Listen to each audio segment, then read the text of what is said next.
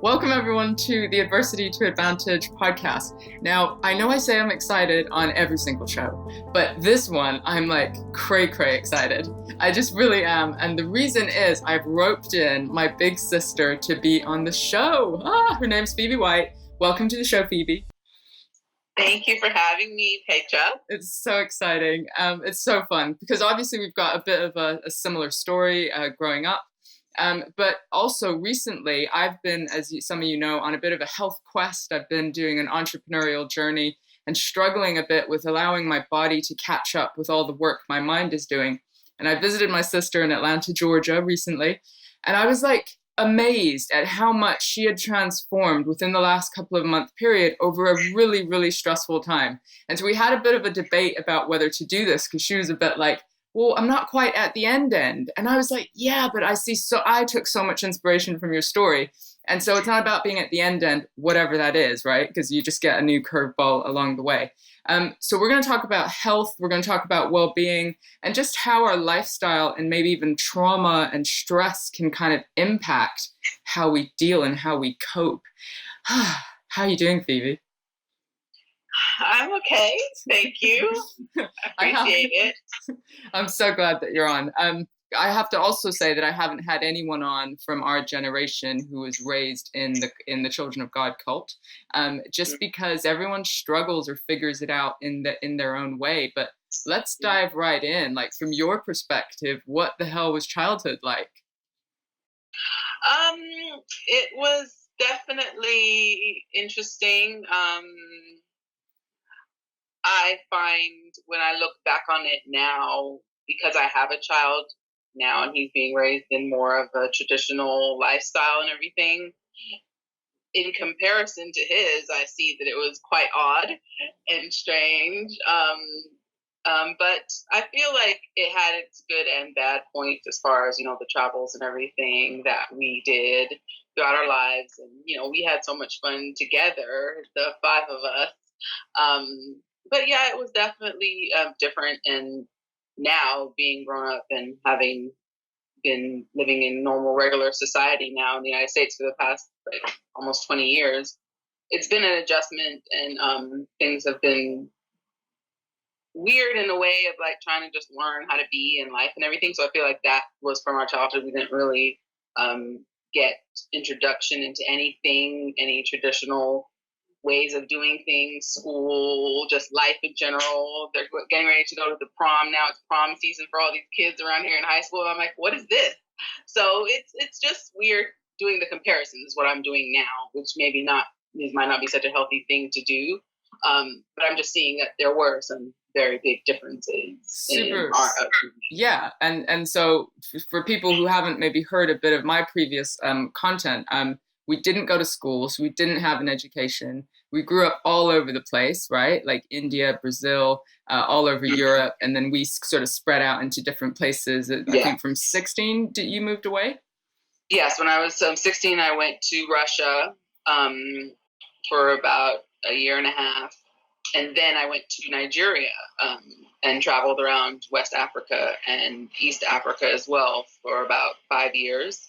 And then I went back to Belgium for a little while and then came to the United States, to Atlanta, to be with everyone over here and just see what life was like living in the real world. Coming to America was literally what I felt like. It was crazy. What a great reference, yeah. Coming to America. Mm. So it's been just about me just learning myself and growing up and also being a parent now. Mm-hmm. And which is so hard, right? And we didn't really have the blueprint for how do we now parent in a normal. I've also realized that normal isn't quite normal either, but right. What we thought was a normal society. Like, how do we not repeat patterns of toxic behaviors for our own children? Mm-hmm. Yes, and even not just the parenting side of things. I just feel like we weren't prepared at all for anything in life. So coming here, I've had to learn how to learn how to fucking drive. I had to learn how to be in a relationship. I had to learn how to get a job. I had to learn how to start saving money. I'm struggling with that. But I'm just, everything that maybe some things are taught, I think, in school, like they have economics, they have business classes. Like Dorian is taking some right now. My son's name is Dorian, and he's 11, and he's already starting to be introduced to some finances and math and things like that that help you just to know about the future. And just in general, when you're gonna grow up, you're gonna have to do things. You have to be a grown up, and you have to know how to budget. You have to know how to go grocery shopping. You have to know what not to buy and what how to to get buy. A job interview. How to do an interview. They're learning about that. How to get a job. And of course, we came to all of that later than other people did, right? So it also affected confidence. Like, okay, let me go back a little bit because we could go into so many different ways. That all of this is around resilience, right? And we're saying we just weren't quite prepared for what life was going to throw at us in the real world. And the reality was, we were told things like it was going to be the end of the world in 3 years. So we never had this mindset of planning ahead either, and thinking anything that was a longer than a 3-year trajectory. Like even now I've got to go, ooh, a 10-year plan, but that's like how people sort of manage and live their lives. I found that when I was sort of in the bubble of the cult, as you said, there were good bits. Like there were really, like us 5 siblings, we were a unique family, as you can tell. Did anyone tell that we're like sisters and like, right? So really? Adopted? What? It's confusing. We won't even go there. I know, but it was it's a long story. United Colors of Benetton, mixed race kind of family, which made us sort of special in our own right. Like I think we had attention in that sense, and our parents were kind of moved up in the ranks a little bit. So there was some great memories from traveling. There was also some dark stuff. It was like a free love ideology. There was a lot of propaganda or ideologies that we had to adhere to. And as long as you were adhering to them, it was like, yay, wonderful. And the second you were like just questioning, you'd be seen as a doubter and somebody that might need to be ostracized. And that's when it would get dark, right? And reprogrammed and change and go and pray. So you can like start thinking in the way that you're supposed to be thinking. This one way of thinking. Well, yeah. And just now that I know a little bit about like the impact of groups in general and group pressure, like if you that example, like if you have people surrounding you, praying over you, and all this energy saying that you're a bad person, like because you don't believe in the same way as them, or you're even questioning it, like what does that do to just your inner core of self-worth and I don't know, confidence, belief, you know? And what's important too, because like I feel like over this time that I've been in the United States, I've been trying to learn myself because I don't know. With the way I've been thinking and the way that I've been taught in my life has been what other people want me to think, or it's been programmed to us that this is how we're supposed to think. Always. So it's not necessarily that that's what I believe or that's what I feel. It's just that's the only thing I was taught. I don't know anything else but that. So I don't even know if I believe that. I don't even know if I don't believe that. I don't know if I might think completely the opposite. So that has been something even now today, as I'm going through my life and I'm learning things about myself, I'm like, this is what I like. This is what I don't like. What do you even like to do, like as hobbies? What kind of things? Because every single thing in our life was told to us about how we're supposed to do it, structured in a certain way. You're supposed to do things on a certain schedule, on a certain time, and everything is supposed to be just this one way and no other way. So it totally is very limiting, and you're only seeing things in this one perspective. And if you start looking any other way, or even curious, like you said, or start wondering if maybe this is wrong, or maybe there's something else out there that I'm supposed to be doing or interested in, then it's like, nope, totally rework you that way again. So then the hard journey of learning to have some critical thinking to actually make decisions based on what you want, and we got it. I mean, I fucking got it wrong loads of times because I'm just like, you know, I married an Italian Catholic. Like, what the hell? Talk about repeating patterns, right? I think a lot of us went into relationships with slightly controlling men. I think a lot of us had children or a child really young. I did my whole master's dissertation on us, you know, women and the belief around babies being a blessing. And like, hear this, people, without an education or any kind of guidance on what are the steps that you take to build a life, you're now pretty young and have a kid. And it's like, how the fuck do we deal with that? It's like you not Hmm. only have to deal with your mindset, you now have another human. I don't know what that Right. And then what you were saying about how babies are a blessing and everything, because that's what we're taught, because children are the God's heritage of gift, God or whatever that says in the and Bible. That you can't have an children, abortion and all that stuff. right, exactly. So I did have an abortion when I was 17, 18. No, no, no. I was older than that. So You I was about to leave Nigeria. So I was 21 or 22 already then. Anyway, either way, that a lot of people might not know about me, but that did happen. And I felt very, very, very, very horrible about it, because all my life I've been taught that, oh, you're not supposed to do that. You're killing the child and you're going to go to hell and everything is bad. You have children are a blessing again. What are you doing? But I already knew at that point that I wanted to leave. And I didn't want to go to the United States or go to wherever I was going to go and start my life and start my education or whatever it was I was going to do with a baby. Can Like you now I'm imagine? having to do all of this, learning about myself, starting my life anew with a little baby. I just knew that I was not going to give that child the best life. And I just knew that I didn't want that for myself. So I did have an abortion and I felt so guilty about it. And only a few people knew at the time, I was in Nigeria, and only a few people knew what even happened. And so that in itself to me was, I felt very guilty about that for so many years. Did you have support? And I can hear the internal conflict that I've know because I couldn't do it. I felt pregnant and it wasn't planned, and the thought crossed my mind, but it didn't feel like an option. Like I couldn't even Mm-hmm. consider it, Mm-hmm. and Yeah. so I actually see you being as really brave for actually making that step, but what was It took a lot. It took a lot, because I really knew in my heart, I knew that was the right thing for me to do. But then at the same time, I had my conflicting, you have some people in the cartoons, you have this one devil on the one side and the angel on the one side.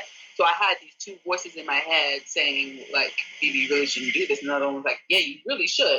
And I didn't necessarily see it as evil and good necessarily. I just felt like, what are my options if I don't do this? I'm going to be stuck trying to, because I knew, like I said, I already knew without a shadow of doubt that I was going to leave, even though I didn't leave right away. I knew that I was trying to leave the cult and go on to live my life in my own way that I wanted to. And the situation with the father of that child, he wanted to marry me.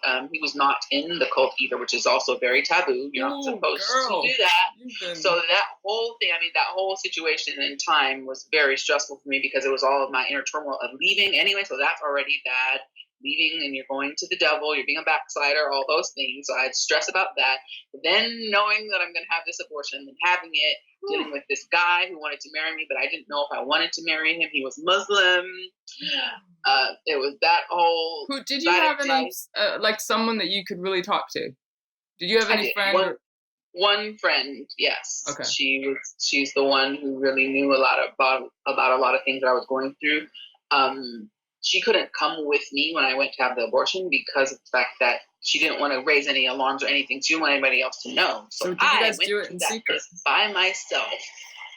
And then after This is having an in abortion, Nigeria, people, by the way. yes, it's This a isn't like surgery, and it's not like something be more. It would have been ideal if I could have been like in a Western hospital at least. But there are some good doctors there and everything. sure. But I don't even really remember all of it. But I just remember that I was in a lot of pain. First, they weren't going to put me all the way under. Then they did. Finally, I go wake up, and then it's done, and I'm just bawling, crying, tears and tears and And you tears. have Like, oh no my God, I one just around. killed this baby. Oh my God, I'm gonna be so horribly judged and everything. And I just felt guilty. And then I'm in pain. Now I have to get up and go home and act like nothing's wrong with me. So you literally other people in the home, which is what the commune's called, didn't know. No, only one person knew. And so I went back, and there's little babies in the Everywhere, house. everywhere. Because Everywhere, of everyone course. has babies. Every little baby's in the house. And I see these little babies, and I just start weeping away. And they're like, "What's wrong, Auntie Phoebe?" I'm just like, "Oh my God, I feel like a horrible person." I went to bed, and I fainted even one of the nights. Like, it was just a lot. But all that to say, yes, I decided that I had to do this, and that was the best choice that I could have made at that time. maybe it wasn't the best thing. And, some people that are listening to this might not agree. And I know there's a lot of controversy behind abortion. And I'm not suggesting that everybody needs to do this. And this is supposed to be some, thing that you do when you just don't know what to do. You just have an abortion. I'm not saying that. In my specific situation, it was the best thing that I needed to do for myself. And I feel very strongly and confident about it now that it was the right thing for me to do. Because now, looking back on it and coming to the United States and just learning life and Can you imagine how everything that I went through while being here, I'm so glad I didn't have another child at that time to have to deal with, because it would have been just way too much for me. So, but just all that to say about the children are a blessing thing, yes, that is ingrained in us. And so that was one of the big traumas or big moments in my life that was very stressful for me, because of the fact that all my life I've been ingrained in me that I'm not supposed to do this, and now you just kill the baby. Like, you're indoctrinated. You're the worst person. Yeah.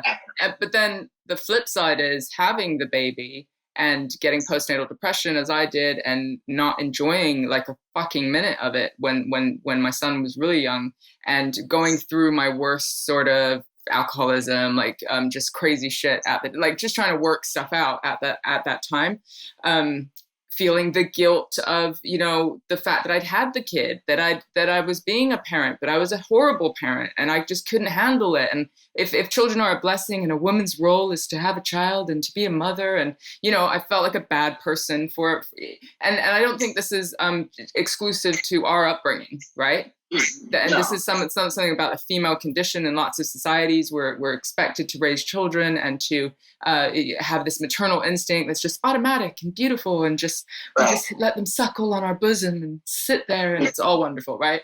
The reality is so much different, and it's hard, and there's a lot of shame in actually talking about that. Mm-hmm.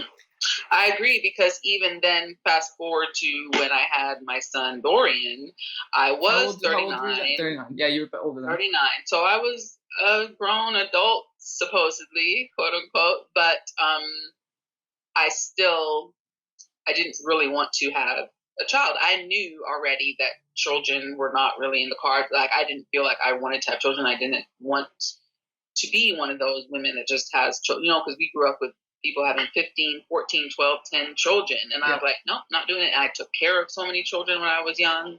And you're the oldest sibling of 5. So my children. And so I was like, no, I don't want to.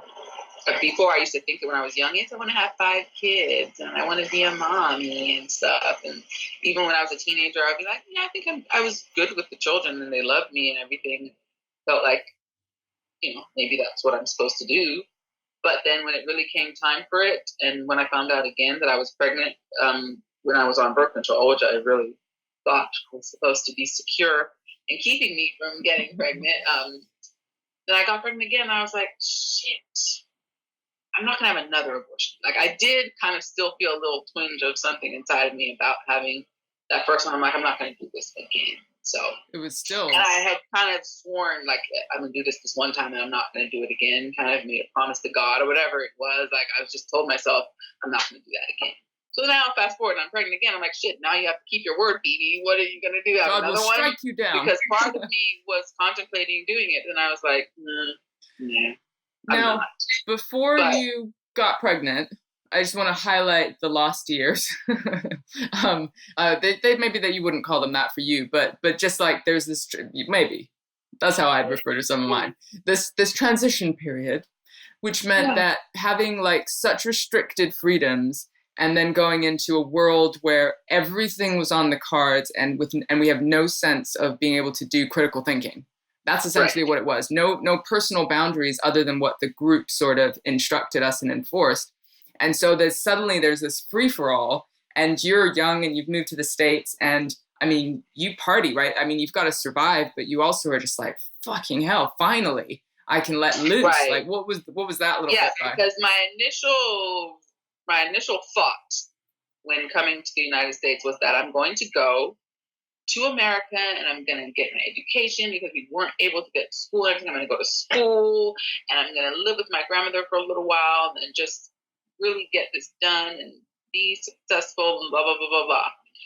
I came here. Yes, I lived with my grandmother for about a year, got a little job, waiting tables and stuff. And then I got a administrative type of job. So I had 2 jobs, and I was living with my grandmother for a little while. Then I moved in with my aunt for a little bit. But all I would do was work and go out. And I made friends and stuff. And then I was partying a whole lot. Then I finally moved out and had a roommate for a little while. And yeah, every day of the week, we'd be out every evening, go to work, stay out till like 4:00 in the morning, get up, go to work. We just lit.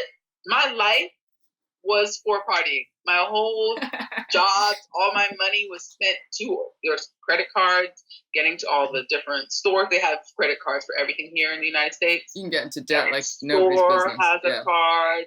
Every place, like everything you do for perfumes and body lotions and shoes and everything. There's credit cards for everything. So I got all the credit cards because, of course, I have no sense of anything. Just get all the credit cards, spend all the money, dress all the clothes and everything, go out, party, drink. And I was also working at a law firm where we did a lot of the liquor licenses and business licenses for these clubs and stuff. So I got it in free, so it wasn't like I was spending all my money on going out and stuff, but still spending all my money on clothes and shoes and everything trivial. Well, and then that concept of like the world's gonna end in 3 years, that plays a part in that too. Like retirement, like we had no concept of like saving for retirement because there was always this thing of like, I mean, we lived light as well. I remember leaving places in the middle of the night, right? Because there's that whole story, right? Just because, oh my. There's too many. Oh my God. Yeah. So we would pick up sticks and have to leave because police were like looking and raiding homes and trying to find if like abuse was going on, like just crazy shit like that. And so we always left things. We always left houses. We always left countries, and not just for those reasons, but also because there was a new vision or a new thing for us to go and explore, right? And I think both of us in hindsight can see that we've had a head start in actually observing cultures and people and relationship building and all the things that can kind of help us in our, I certainly can appreciate that now. But there's also the dark side, which is don't invest in relationships. Because you can just, like, if it gets hard, you just leave the country. You just like up and leave. And so the fact of like being consistently in a place for years and years and years, and then going, oh, I'm still doing this like thing, and it's 5 years later or whatever, right? And I haven't like it's you learn the slow hard way. Right. And that's one thing that even now today, which is why in the beginning when you said, I'm not quite there yet. I'm not quite there yet in so many aspects of my life because I did spend a lot of my time just playing is really what I call it. I spent a lot of my years here. You say that like it's a judgment. We didn't get to play much as kids. Right. We were God's end time soldiers. We were soldiers. Right. That's what we were. Yeah. Exactly. No, we didn't get to play. So yes. You made up for it. I did have a good time having a good time. Had a good time having a good time. But then if you fast forward now, yes, I've been here for almost 18 years now. In November it'll be 18 years. And really what? Like, okay, yes, I've learned things about myself, which I know that was probably important. And maybe I needed to get all that stuff out of my system and everything too. But like you said, we have no concept of saving, no concept of retirement. No, like, I'm like, even today thinking like, who knows? You might not live. You might not just in general with Jesus coming back or anything, but what can happen to you in 2 years or whatever. So, but yes, it's good to be prepared. So that is one thing that I have to start doing now. Like, I'm 41 now. Yes, it's not like I'm so young anymore. So now I need to start getting serious. Now I should have already been doing that, but it's because of everything that happened, and life just goes like that sometimes. And yes, I did not have time. I got a later start in life. Like, I did all the things that a normal, like 18, 17-year-old college student would be doing, high school student would be doing. I did them in my 20s. Yeah. In the first between 25 and 30 was when I was doing all 25 and 35. Those 10 years were just partying and playing around, not getting serious about life. Then when I was 39, I had my son. I'm like, okay, this is a wake-up call. I need to. You weren't 39. You couldn't have been 39. I was 39 when I had him. But you can't if you're 41 now. I mean, I'm sorry, 29. 29. I keep saying 39. 29. 29. 29. Yes, there we go. I was 29. I keep saying 39. I was 29 when I had him. So between the 23, I was 23 or 24 when I got here, 24, and the 29, it was just fun times. And then it was like a reality check, like, whoa, you need to change things. Yeah. And it was shock. It was a shock because, of course, I wasn't prepared. I was on birth control. I wasn't trying to have a child. So I had to make a decision of, Phoebe, what are you going to do with your life? Like, you want to give your son at least a little bit of a better image and a better example of what you need to do as a parent. And hopefully, like you said, not repeat patterns, or not, because we had no real reference point of anything. I'm trying to do the best that I can for my son. I want to give him everything that I can that I didn't have when I was younger either. So which is an incentive, right? For work to, like, life takes on a different meaning. It really did. So partying ceased, smoking ceased, drinking didn't cease just yet, but that happened later, a little bit less.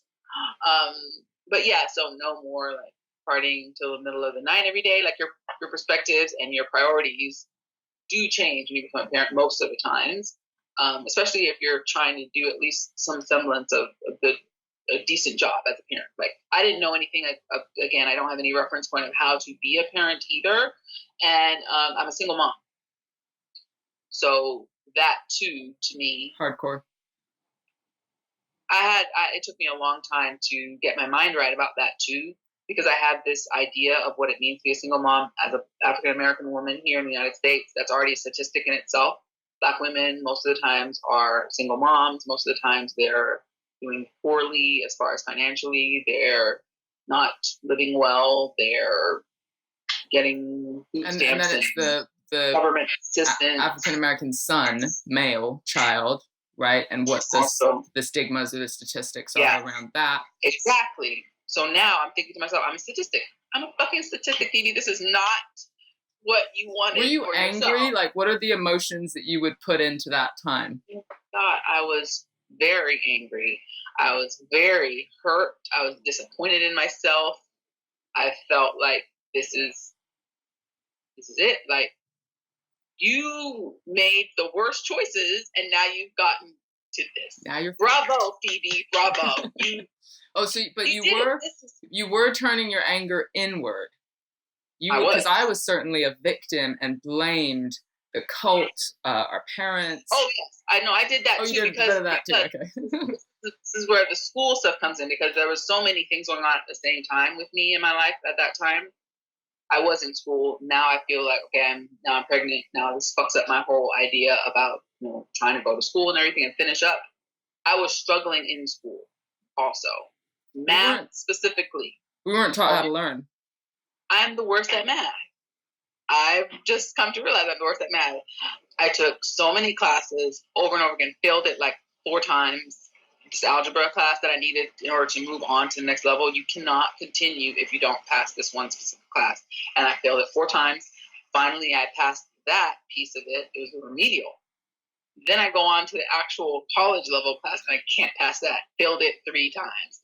Then I started taking some extra. All of this is happening while I am raising a child, embracing this child, and off and on, because I quit for a little while. Embracing. Yeah. Yes. No. It took me some time to embrace him. Of course. My pregnancy was terrible. It was. Your health was shit, wasn't it? It was. It was terrible, and I had gained so much weight. Got up to 200 pounds, which I don't know how many kilos that is, but it's a lot. Yeah. But I want to just touch on resilience for a second, because regardless of how things turned out, we're going to get to that in a minute. You failed 4 times, then 3 times, and you kept going back, and you kept going back. So 7 altogether. 4 plus 3 is 7. Well, hey, you're pretty good at math. I know. That's about my level. Oh my 15-year-old does math for me. Thank God for calculators, right? Like, that's how we survive. But something kept you pushing and just determined in some way. Like, how the fuck did you manage that? No. It was just that I didn't want to be a failure. I didn't want to be a failure. Okay, well, but then that was your driving. That was my motivation. I didn't want to fail. I didn't want to make people think, oh, Phoebe has been trying this over and over, and finally she still can't get anything. So I'm still concerned about what other people think about me in some way. Also, my family here, they're very much into it. All of them are very educated. They all went to college and some of them even went on, my cousins and my aunts and stuff, and they went on to get their master's degrees and doing multiple things and like very successful and stuff. So the whole guise of the family that's here in the United States, with me coming from, they also knew that I was coming from the cult, and they didn't really know a whole lot about it, but they did know that we didn't have education. And my grandmother, she was an educator herself. She was a teacher. For that was her career. So education is a big deal in our family. So coming here, they were all like, yes, you're going to school. We're going to back So you felt you were then influenced by another society's idea of what you should be doing. Yes. Like, so, do you think there was any listening to intuition, or like not much? No, because they also trying to be nice and having the best intentions and their good hearts that they have were saying, you know, we're going to kind of take you under our wing. You've been sheltered and you don't know anything. So we're going to show you the way. You don't know anything about life here. You taps into your like lack of confidence. All the time, you don't know. And it's true, I didn't know some things I didn't know, but some things I was trying to learn just on my own. Like, let me figure it out. But with the whole education thing, yes, I felt very much like this is what you should do. And if I didn't, and because of the fact that I was failing so much, and my other family members were pretty much brilliant people, and I have a cousin who's my same age, Stacy, who I love to death.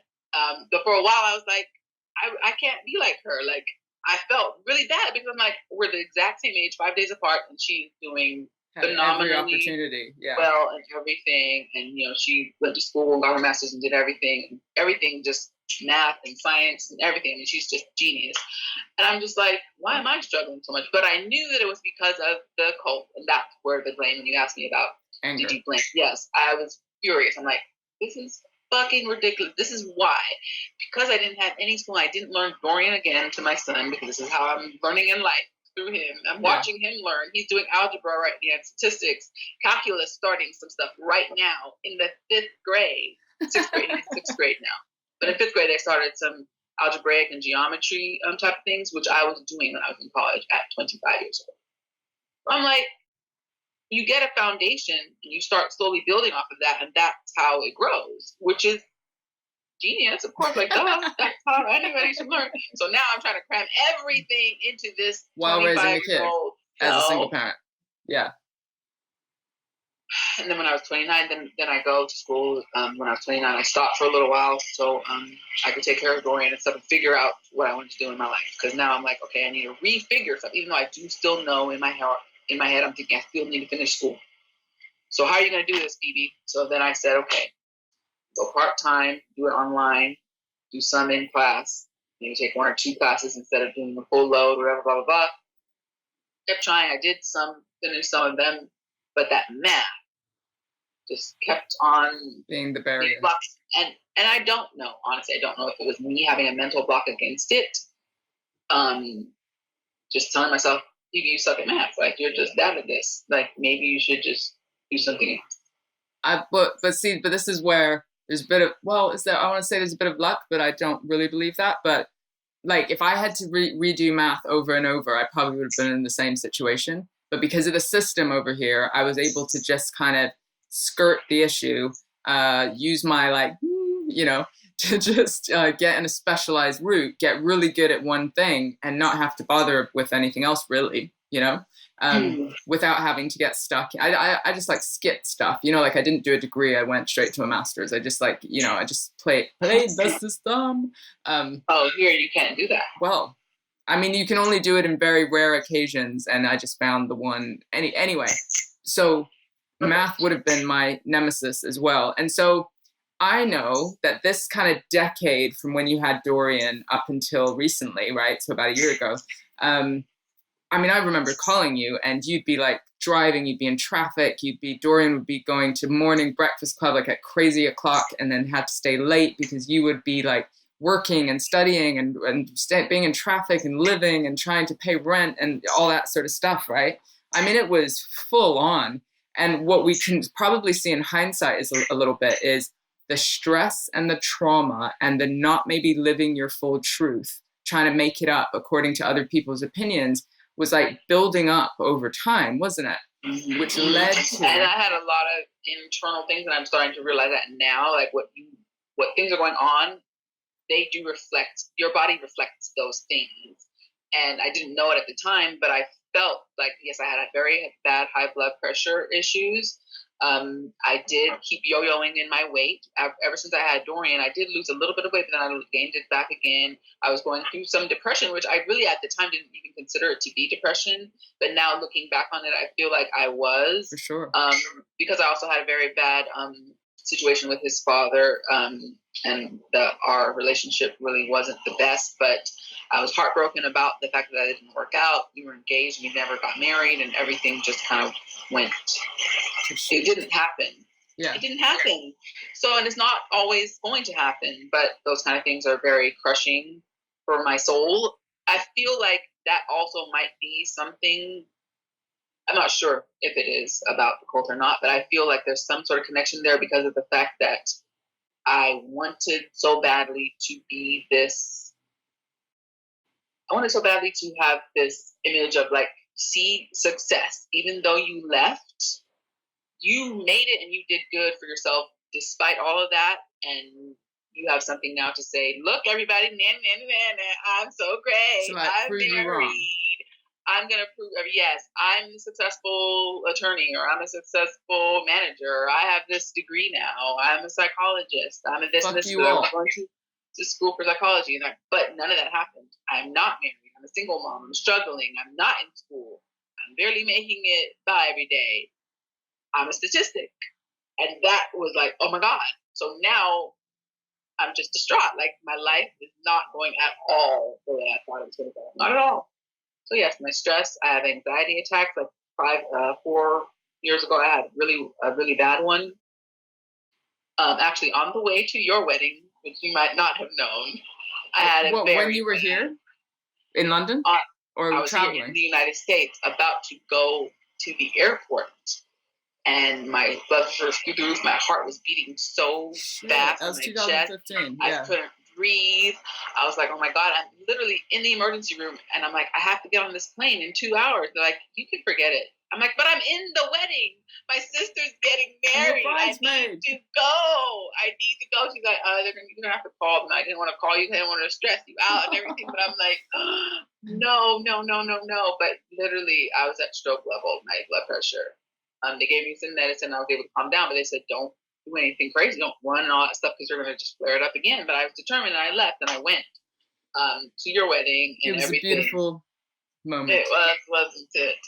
But anyway, that was one of them. And then I also had another really bad panic attack, or what I thought was just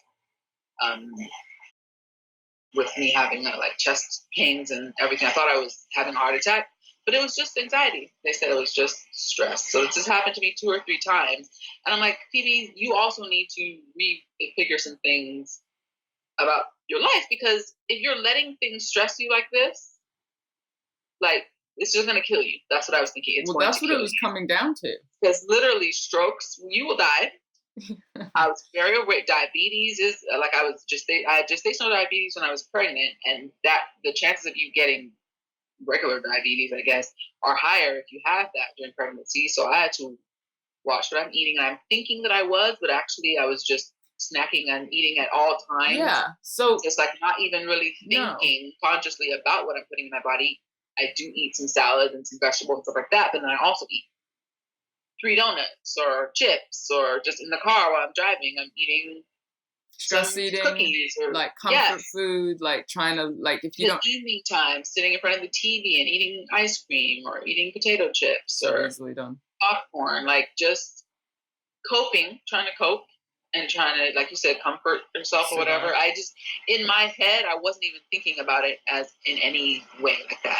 I'm only saying that now as I'm looking back on things and thinking, yeah, you really were not living your best life at all. No, but what's interesting is you have a stroke scare, you have the blood pressure, and like all this actual physical evidence that you could die if you don't fucking do something, right? but it wasn't like a life altering lifestyle change that it has been recently. It was like, and so this is interesting actually, because you obviously needed to get to another rock bottom, or it wasn't enough to make you wake up.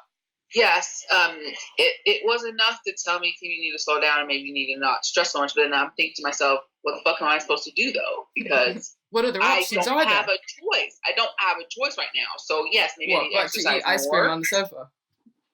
Need to exercise more. Yeah. I need to maybe start doing some Zen type things like yoga and stuff. So at that time, like 4 years ago, 5 years ago, um, I started recognizing the fact that something was very wrong with me. And I need to do something about it, but I just don't know what. So you actually suggested to me about life coaching. I said to myself that I was going to go to counseling. I did for a little while, but insurance has only covered them in certain ways, and it's very complicated here. If you have good insurance, then you can go for extended periods, but I went for maybe like 6 months, and then I stopped. And then, because I'm thinking to myself, there's some mental things that maybe I need to work on, because that will, mental at least is a foundation for the physical. Once you start going there and you start realizing, what's in your head, then maybe you can start helping with some of these physical aspects of life. So then the life coaching, I was like, okay, fine. I'll look into it maybe and talk to someone. So I did it for about 6 months, and that person introduced me to the whole meditating thing and said that you should try meditation, you should try yoga. And I didn't really know much about it, and I thought before that I was all like too new agey or whatever, and Too kind of right? sitting there, A little bit going, too much like a prayer evening. and just trying to get some good vibes when I can be cleaning something. Like, this is wasting my time. Studying or cleaning? When I'm thinking in my head, okay, I have groceries to do. I have to do this homework. I have to do my own studies. I have to do this job and right? everything. I'm Who like, the fuck has time to prioritize that shit when you've got to survive? Right. So I'm thinking to myself, who can do this? But okay, fine. If you say so, let's try it. So I started getting these apps on my phone. I did an Insight Timer. Well, I got Insight Timer and Calm, these two apps. And I was trying to do like 1 minute of just breathing. 2 minutes, like breathing in and out. I'm like, breathing, really? I'm just going to breathe here. I can breathe while I'm walking. I can breathe while I'm in the store. I can breathe in the car. Like, what is this? I can breathe while I'm washing dishes. But I did realize that it's all about the mental, like if you allow yourself to calm down too, like you have to get yourself in this mind frame of, okay, I'm just going to give myself these 2 minutes just not to think about things. Just for these 2 minutes, try to just not think about things and let your mind just be free and be in the moment, I guess. So as I'm at this, my last job that I was in was quite stressful. I was in the finance department, and it was just a lot of deadlines and long hours. I take stuff home with me, work on the weekends. It was a lot. And so at that time when I was doing that one life coaching, she suggested that, because she could tell, she said, like, yeah, I can tell that you're very stressed and that you have a lot going on. And every time you talk to me, there was one word, I forgot what it was, but she said, you keep bringing that word up. Like, obviously, I said something about, I think I did say stressed or overworked or something like that. And so she said, try just taking a little bit of break sometimes, like go to the car or go for a walk around the building or something. So I would do that. I would literally go to my car when I felt my heart like start palpitating. Like I literally was feeling the shakes or something. So I would go to the car, try to breathe in and out for a little while. And then first I felt so stupid. And I felt also dumb, like people walking by here looking at me like, what are you doing in your car breathing? Like, what are you doing? But I had to just say, I'm not going to do this because I can't care about what other people think. If this is about my health and if this is about my life, then I'm going to have to try. So it started to become a habit after a little while. First, it took 6 months to a year for me to even just really get myself to where I actually wanted to do it and where I wasn't just forcing myself all the time. Or to where you started feeling the benefits? Not even the benefits, actually. I didn't. Okay. I just thought that if I do this enough, it's going to become a habit, and then maybe I will start seeing some benefits. Because physically, I still was not at my best at all. No. I was still taking this medication, and I was still very overweight, and I was trying to exercise more. And right at the time when I said it was 2018. Okay, so the end of 2017, going into 2018 was when I decided, yes, okay, so I'm going to start exercising more. I'm going to start doing this and that. 2017 was my year when I was like starting to finally get some of these concepts that my life coach was talking to me about. I switched to another one too after a little while, and she was telling me some of the same things, and it was really good. And I was like starting to write down mantras and stuff, and put them around the rooms and around the house, and just like get my mind change my mindset a little bit.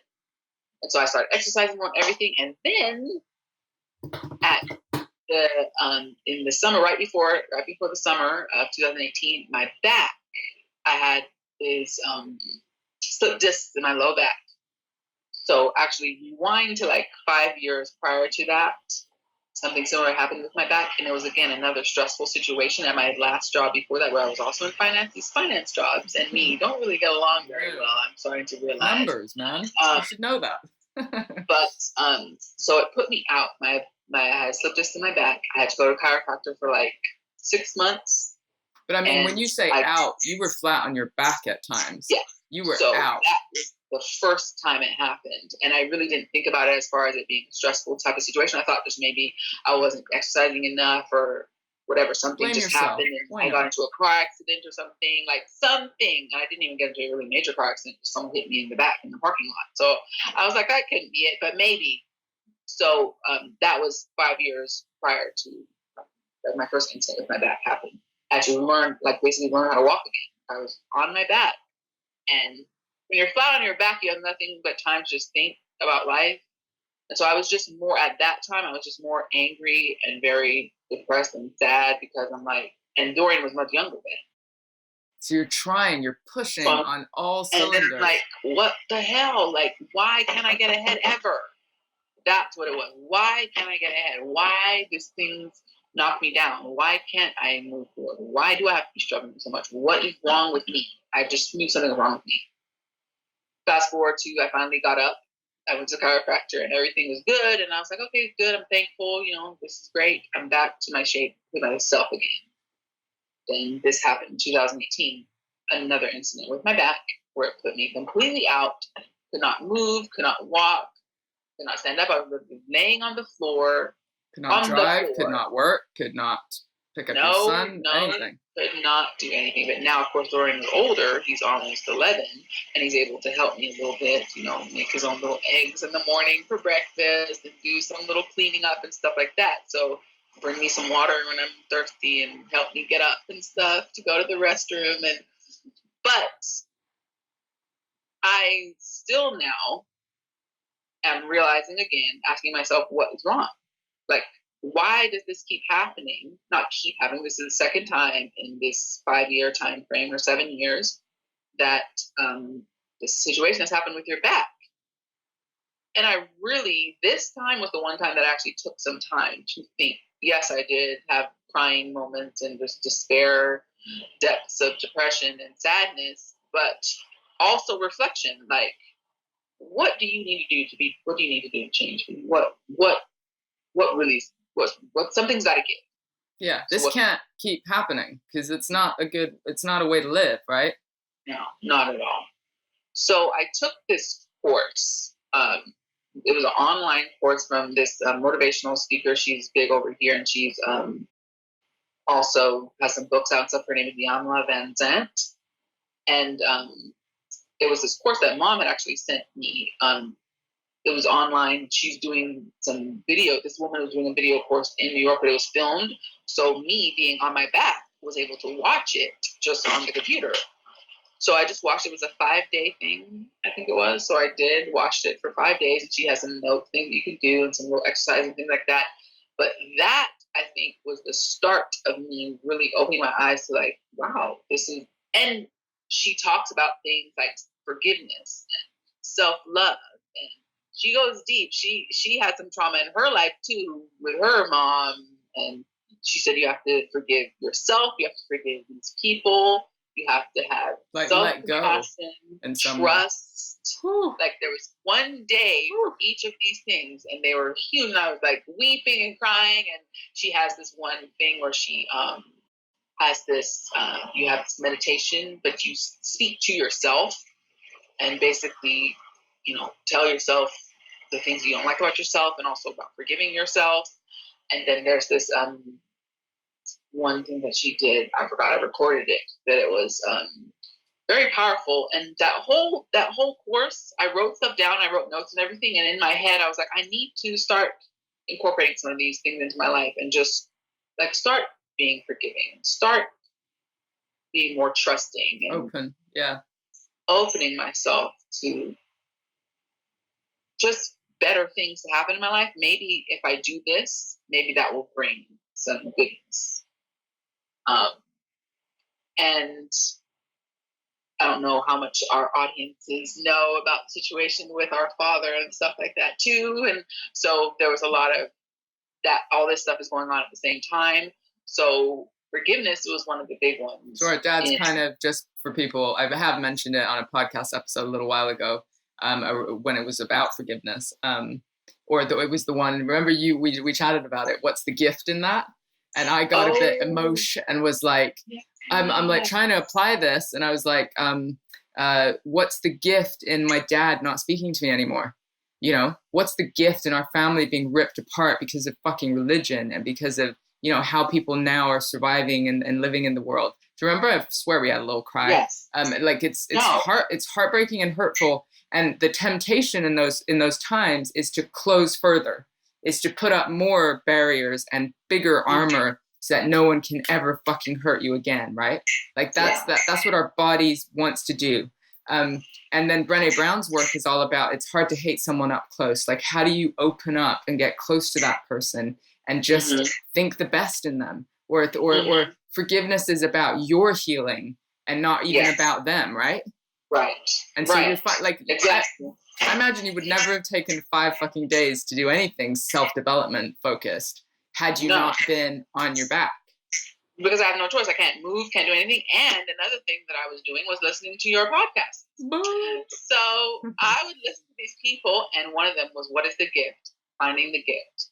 And I was like, wow, really? What's the gift in this? What is the gift in this? And I had to think about that too, because, oh my gosh, it was horrible. It's so counterintuitive, right? But now, looking back on it, I feel like that was the gift. Me listening to the podcast, I'm going to cry. Me listening to the podcast, me getting on this Yana Van Zandt thing and everything, like, it really started me on the path of making a better change in myself, even though I'm not, like I said, where I need to be at all, not even close. But I did start just saying that I wanted to live. And because I want to live, I need to take care of myself. And I need to be there for my son because he only has one mom. And I was 200 pounds, and I said, nope, you're not going to keep doing this to yourself, Phebe. So I slowly, very slowly, started trying to eat better. I couldn't exercise much because of my back. And because I'm on my back, I also knew that I didn't want to gain any more weight. Because otherwise, I'm really going to die. So I'm already starting to do meditation. I'm starting to do a little bit of yoga stretches for my back because it helps. But the weight thing was really important to me because of my blood pressure and because of my not being able to move, being very sedentary. So I said, I need to change something. So I slowly started to try to change my diet just as the first thing that I can do right now because I can't exercise very much. So I started making smoothies. I started, at the time, because I couldn't move or do anything, I was getting these, it was called Fresh Harvest. I was getting these vegetables and things from local farms delivered to the house. It's a program that they have here in Atlanta. So you just sign up, you got your grocery list online, and it's all fresh organic stuff.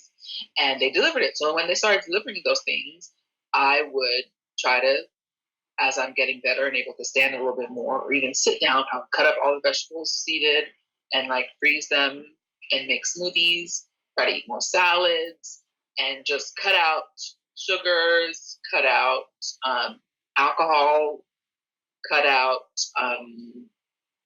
mostly sugars and alcohol. Yeah, all the comforty sugars, snack of course, food shit is in multiple things because everything basically turns into sugar. So I try not to eat too much pasta bread, like carbs and stuff like that turn into sugars, but then also physical sugar. Candy. I was addicted to those gummy candies. Addicted to gummy candies, chocolate, cake, anything with bread, donuts, cookies, any of those things. Oh my God. You could not put them in front of me because I would eat all of them. And so I had to slowly start by not eating the whole box, maybe just eat 2 instead of eating 5. And then maybe today have 2 cookies, but then tomorrow don't have any, or only have 1. And then so put some conscious thought into it. Could you? I had to. I'm just curious if you could visualize the end result, or was it just like just for today's survival? Like today, it was only one day at a time. One day at a time. Yeah. Yes, it was literally one day at a time, because if I thought too far ahead, I would get discouraged, because 200 pounds, like I was thinking my goal was to lose 50 pounds, but I'm like, ugh, I don't know if I can do that, but let me just start with somewhere. So I just wanted to highlight that because that's really important for the listeners when they see, dramatic change is thinking, how do I get through the first step? How do I get through the first bit? And you're just going small steps, and just your mindset was just, I want to live and keep it in today and just for today. Yeah? Yes. Yeah. Just today. Even actually, it was just the morning. Like if I can just this morning have my smoothie and not eat any junk with it, I'll be doing good. Yeah. Let me not eat the donut with the smoothie. Like that's gonna counter. It's not gonna do anything. But sometimes we can do that, right? We'll be like, I have the health thing. Out, Phoebe. It's not a good idea. So let's just leave that alone. Or maybe, like I said, when I'm having toast and eggs, instead of having 2 pieces of toast, just have 1 piece of toast. Because I am going to eat the toast, because Phoebe, you just know yourself. You're not going to be able to survive without the toast or even the cookie or the thing. Just don't eat 3 of them. You don't have to be all extreme. Don't eat the whole piece of cake. Just eat half of it right now. Save the other half for tomorrow. Like, literally, I would do that. Okay. And then I slowly just started doing less and less. Like, okay, in my tea, now I don't drink any sugar. But before, I used to drink it with 2 spoons of sugar in it, or 3 even sometimes. So instead of doing that, let me just put 1.5 spoons of sugar in here instead. Did you consciously map this out? Like, did you write it down and be like 1 to half to a quarter? No, you were just like feeling, it was just this mindset stuff and going, I want to live. So I'm just going to reduce, like you were testing it. I was literally testing it out. And then I read this book called the Clean 20, I think it's called, Clean 20 or Clean 30. And it's this Dr. Ian Smith. He wrote this book about clean eating, which is basically taking out a whole bunch of processed foods and a lot of carbs. But he does say potatoes and rice and certain things. And it's quite simple because it's just 20 things, isn't it? Right. And it's just using that. And so that was also a lot of my foundation to slowly do it, because he does still say you can have potatoes. You can still have even pasta a little bit, but just a little bit. So it was really more about my portions and my amount of things that I would do. Everything was a little bit, just a little bit of everything. And between that book and the fresh harvest, getting the vegetables delivered, I was starting to eat more vegetables. Because I always have liked vegetables, but I was really going to try to just eliminate meats and sugar. Meat and sugar were my main things that I was trying to eliminate. And slowly, over time, my cravings for sweets lessened. Recently, I just did have a sugar craving, so I had some chocolate. So I'm just saying that it does happen sometimes still, but the amount of how much it is not nearly as much as it was before. And your health has got in check, so it's different. And yes, my blood pressure has gone down significantly to where it's not at stroke level anymore. It's actually almost normal, because I'm also taking some herbal supplements and trying not to do the medicine. um, anymore. So I have a monitor, so I just keep up with it, and it's. So the thing that I was impressed by the most and that I noticed the most wasn't the weight loss, but was your mindset. And it was this calmness. So Dorian's still doing his 11-year-old thing. Life is still happening. You've got you're training to do this job, this remote working, like all this stuff is happening. And I'm visiting, and you're like, I'll be out at whatever time because I'm going to do my meditation and stuff first. And I was like, say what? I'm like, I haven't seen you in months. Not like that, but I was like, oh, like if for me, like if I have a visitor, I'll be like, fuck the routine, you know? You were like, no, I gotta stay on top of this. I gotta stay on point, right? And then just the little stuff when we just have our sisterly chat about struggles or whatever. You had some affirmations on the window, on the mirror, right? I can't remember what they say. You are enough. Yeah. Do you remember? Yeah, yes. you are enough. Yes. And I'm a magnet for abundance, prosperity, and love, or something. Something beautiful. Yeah. And with all the like having seen you, I'm whole. I'm whole. That's so deep and beautiful. But I could feel that energy off of you, like that you felt like you were enough and that you are whole and all of these things, this trust that abundance is around the corner. And like just the whole energy, I was just like, I'm like in a prosperous time in my life and I'm fucking stressed. My psoriasis is breaking out. I've put on weight, you know, but on the surface, it's all happy and fulfilling and really good. And it is like, there's good bits, but I've been ignoring my body to such, and I'm just like, just use, like my mind is the thing that got me through trauma. I say, if I can just be smart enough, I can get through stuff. Right. And I can have edge and I can survive. And now I'm like in this peacetime where my brain has gotten me as far as it has, which is amazing.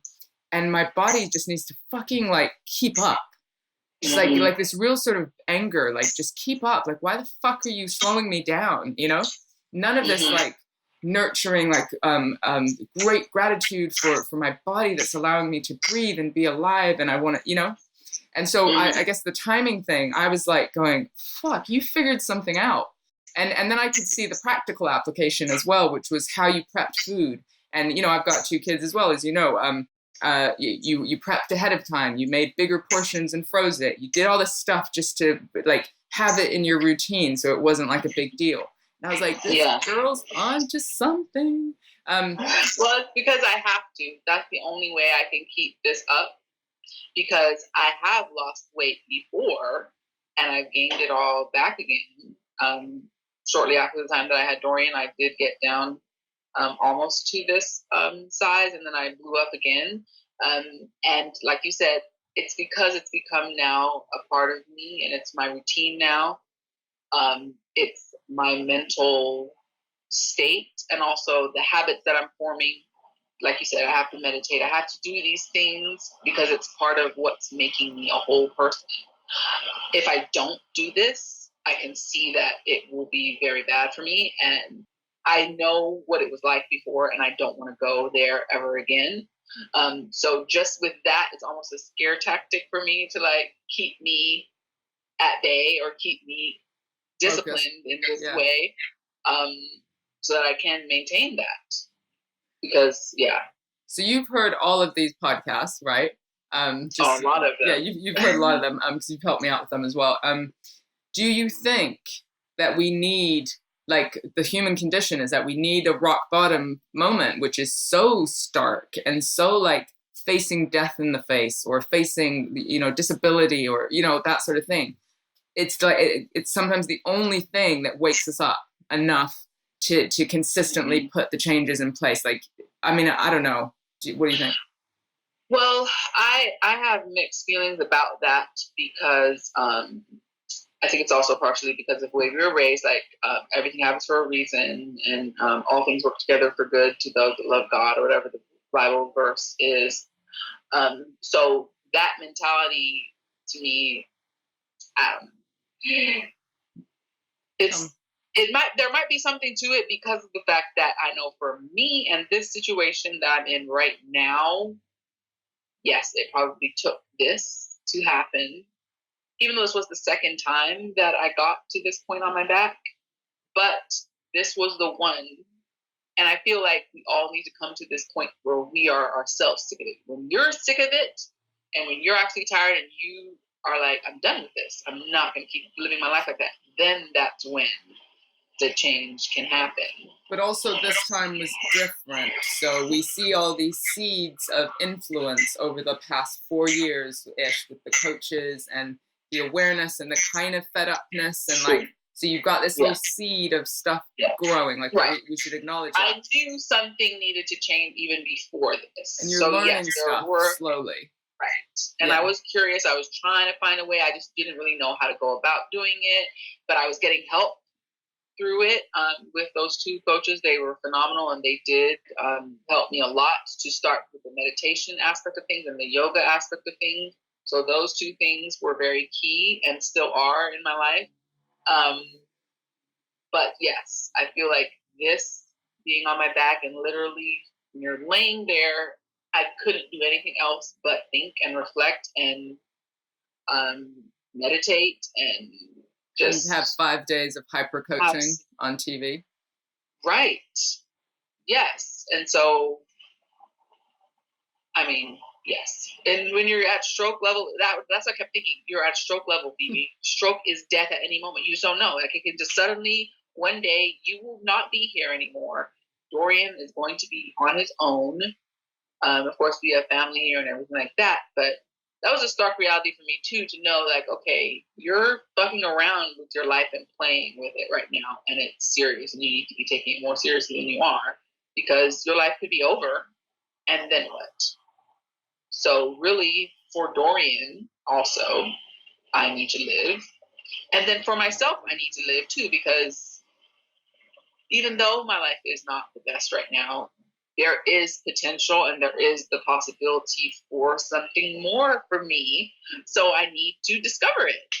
And that's what I'm excited about, even though it's scary. But yeah, but that was also the energy, was like, you're talking about little business ideas and little things that you could just create your own like nation and build something. And like, you're talking in less of a fearful kind of conformity way and just going, who am I? What makes me come alive? And work prospects moving forward, you're looking at it with different eyes. Yes, I do find that too. And I have decided at this point right now, not saying forever, but right now, at least I've decided that I'm going to put school on hold for now, and I'm not going to continue it because it was also causing me a lot of stress, and it was one of the main reasons I think that I was also having issues with my health and things like that too.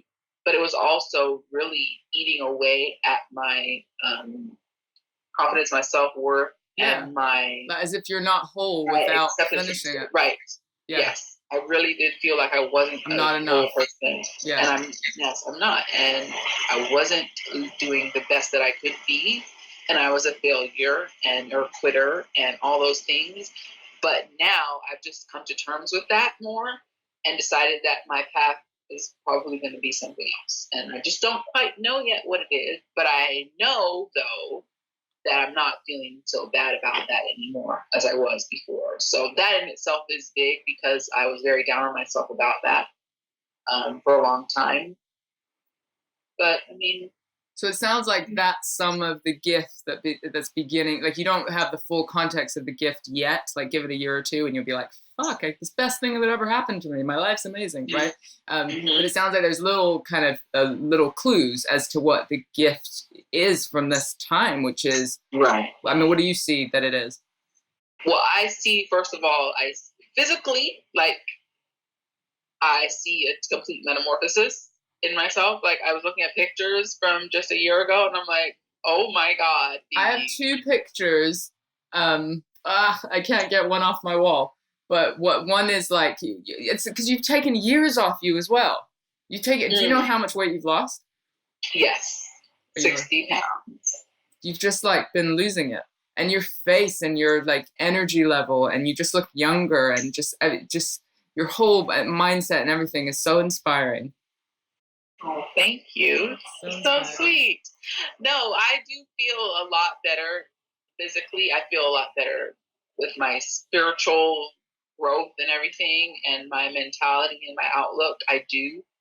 I do see that there are still some more steps I need to take, and there's still more progress to be done. So I'm not saying I've arrived by any means, and I do know that physically I would still even, you might think this is kind of crazy, but I do know that I do need to still lose maybe 20 more pounds. But that's going to be a work in progress. Once I can exercise a little bit more and my back gets stronger, then I can actually really do some serious like cardio and like get down and dirty with it. Yeah. And yeah. And I can really. But you're not looking for the quick fix. You're looking for the lifestyle change that's sustainable. That's exactly what it's become, a lifestyle change. So I know that I'll never go back again to eating like, now meat makes my stomach hurt. I eat chicken and fish every once in a while, but red meat, steak, like I can't. I love it to death, but I can only eat like 2 bites, and then. That was the other thing. We went out to eat, and it was your birthday, and the restaurant people brought a cake for you to blow the candles out, and then you pushed it to the other. You blew the candle out and did the like make everyone else happy, and then you pushed the cake across the room. And I was like, to Dorian. Yeah, I think to Dorian or to Brian or someone, and just certainly not in front of you. And I was like, so let me just full circle this. I've been on a detox for a couple of days, and I've stopped caffeine. That shit's hard. Remember how much I wanted coffee? Like within 5 minutes of waking up, I'm like, "Where's the coffee machine?" And I'm trying. I got a Fitbit, and I'm like walking, and I like got some plant-based food in my freezer, and I've got doing some smoothies in the morning, and literally I'm going, "What would Phoebe do?" I'm going, "What would Phoebe do?" I'm like, girl can change her life. What would Phoebe do? She's got some edge. She knows something. What would Phoebe do? It's on a loop. It's on a loop. I'm just like, what would Phoebe do? So that's hilarious. No, it's so true. Well, that's funny. It's so true. I've actually cut out on the caffeine too. I've started again the slow thing about mixing the decaf with the caffeine first to like slowly wean myself from it. So now I've been putting a little bit more decaf in than regular. So now it's like 2 spoons of regular and 3 spoons of decaf. Like, what's the point of having the caffeine anyway? I don't even drink the whole thing either. So I'm just like, forget it. I'm not gonna keep on drinking the caffeine. I'm just gonna stop that because it's also very bad for me. It's bad for my skin. It's bad for my blood pressure. It's not good for anxiety and none of that. So Phoebe, what advice would you give to somebody who is flat on their back for whatever reason? And life has just punched them in the face, and they're like, I don't fucking know what this is about. Like, what advice would you give to them? To a literally flat on your back situation, or yours was very literal, but it could be metaphor, like yeah. Well, if you are in that situation, then it usually gives you time to think and say to yourself, what can I change? And so that's where I would say first, if you want to change, you have to decide if you want to, because we can all say hypothetically things and have these big ideas in our head, but until we actually want to do something and actually have the real strong will in our hearts that we want to do something different, then nothing's going to happen. That's really the reality of it. So first, you have to want the change. Even if you don't necessarily know what it is you want to change about it or how to go about it, but the fact that you want to. And then I would say just baby steps. That has been the key for everything with me, has been baby steps. Baby steps with meditation, baby steps with yoga, baby steps with my diet, baby steps with slowly taking out meat, slowly taking out the sugars, slowly adding a few more minutes on the app for my meditation, because first I only could do 1 minute at a time. Mm-hmm. Just everything slowly and gradually, because when you do anything with these like crash diets or these hardcore things, you just go with it right away, then I think afterwards you just get kind of tired, or some people get bored easily. So if you want to change and make it a lifestyle change and make it a habit, then you have to do things slowly and build on that.